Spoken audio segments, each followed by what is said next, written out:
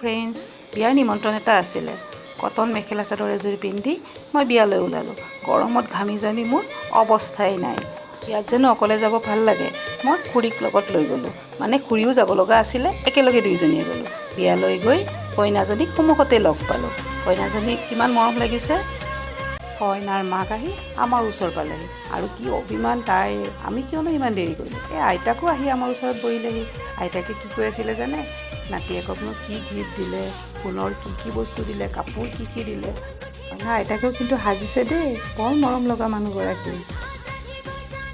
কইনাৰ সৰু মাহীয়েক, ডাঙৰ মাহীয়েক সকলো কেইজনীয়ে সাজি কাচি কি ফটো উঠাত ব্যস্ত। বিয়াখন দুপৰীয়া আমি গৈ পালোঁ 5:30মান বজাত। চাওকচোন, খোৱা বস্তুবোৰ প্ৰায় শেষেই গৈছিলে, কাৰণ মানুহ গৈ আজৰি হৈছিলে। কইনাই হেনো মামা ককা আৰু আইতাৰ লগত ফটো উঠে। বিয়া ঘৰৰ পৰা আহিব ওলালোঁ, সেয়েহে দুকপিমান আমিও ফটো উঠিলোঁ। যিহেতু মেখেলা চাদৰ পিন্ধি আমিও গৈছিলোঁ। কইনাক অকণমান মৰম কৰিলোঁ। পিছে কোন হয় জানেনে? মোৰ নেইবাৰৰ নাতি ছোৱালী। আজিলৈ ইমানেই। Bye bye.